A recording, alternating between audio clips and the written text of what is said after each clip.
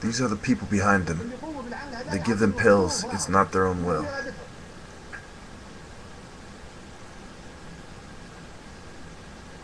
Allah Akbar.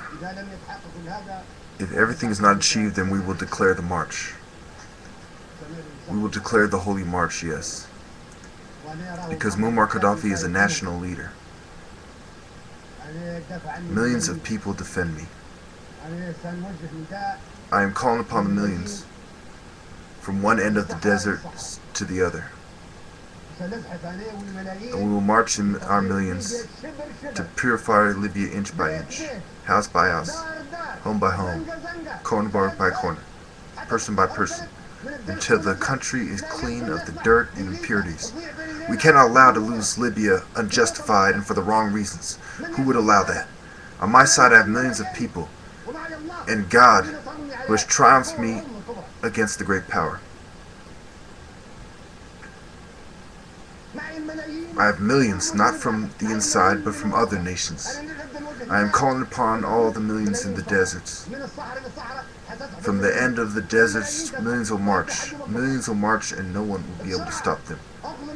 Quickly save yourself before we begin the march. Tonight will be a peaceful march inside our cities and streets to save our children and arrest those who harm them. You do this tonight, and tomorrow you go down in the streets.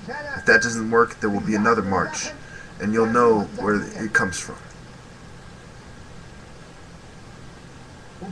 Then there will be the national march, which I will lead, because Libya is the mother of all nations.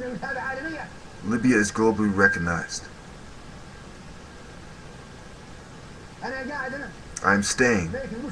Don't let them tell you lies. Me go to Venezuela? By God.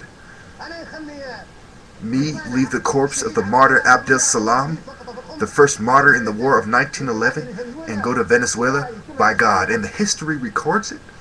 We will leave the Mujahid Muhammad Abdel Salam and the Mujahid Sheikh Saadi and their corpses, by God, and leave?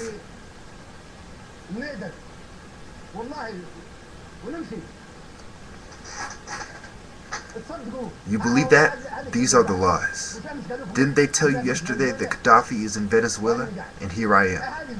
These Arabic TV channels are the biggest enemy, and they're onto you. They want to destroy the oil, the freedom, public authority, and Libya because they are jealous of you. Our brothers in Qatar, is this the end of it? Is that the friendship we had between us?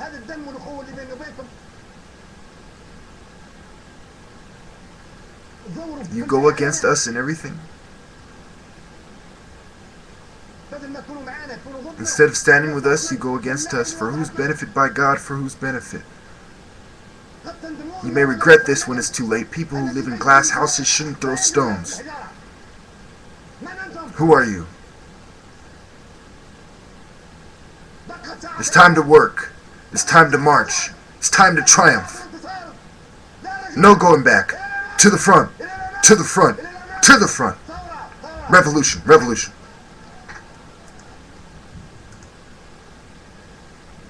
Libya's post-Gaddafi world is showing a lurch towards radical Islam, with strict Sharia law and Al-Qaeda flags in evidence there. It's barely a week since NATO moved out after a campaign to swap a dictator for democracy. Yet the alliance and the US don't seem too concerned about the shape it's taking. That explains why. Cheer first, question later.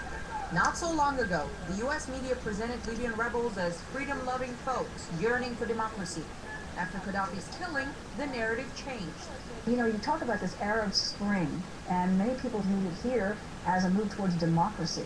But really, that is not exactly what's going on. It seems the U.S. media just woke up to the unfolding human rights disaster in the region.